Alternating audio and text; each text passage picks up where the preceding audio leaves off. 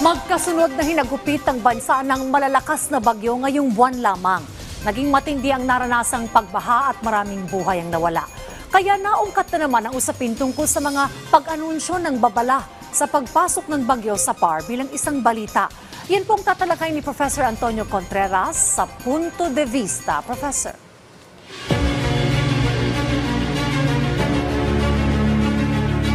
At magandang umaga.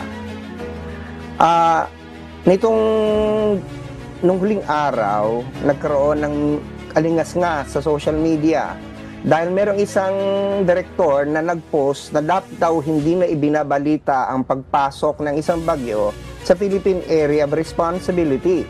Marami ang tumaas ang kilay. Pero ang dahilan niya kasi ganito.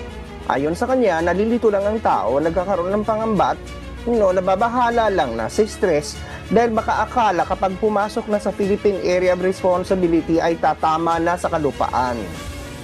Dalawang bagay ito. Ako naniniwala na dapat talagang inaanunsyo at ibinabalita natin ang pagkugali at pagkilos ng mga bagyo para tayo makapaghanda. Importante yan. Bagamat ang bagyo'y malayo pa, napipredict na naman natin yan. Meron ng mga siyensya dyan na nalalaman kung saan tatama, kailan tatama. At ang lakas nito. Yan ang importante para mailigtas natin ang ating mga kabuhayan at maging ang ating mga buhay. Pero may punto din naman kasi.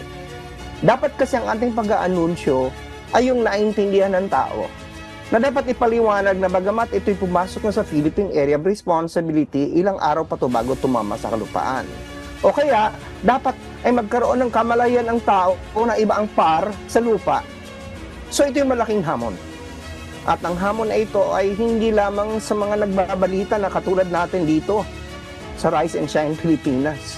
Hamon yan sa sistema ng edukasyon na maturuan ng science literacy ang mga tao na alamin, gawing simple. Alam mo yung science, nakakatakot yan. Maraming nag-aaral na iniiwasan yan. O kaya yung mga mahina sa math, ayaw din. Math science, halos pareho din. Ayaw, nininervyos dyan. So, lalong nakaka-nervyos naman, nakababahala kung gagamit tayo mga terminolohiya na hindi naintindihan ng tao, nakakatakot.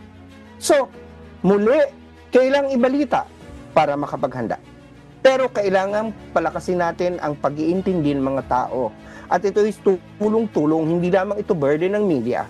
Ito ay kasama na dito ang sistema ng edukasyon natin at pati na rin yung mga mamamayan. Madali nang mag-Google ngayon, alamin.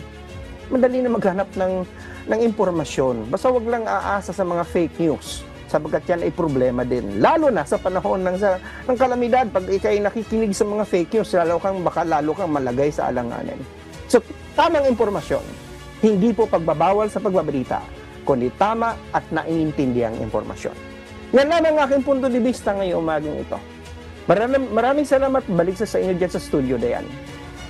Maraming salamat, Professor Antonio Contreras.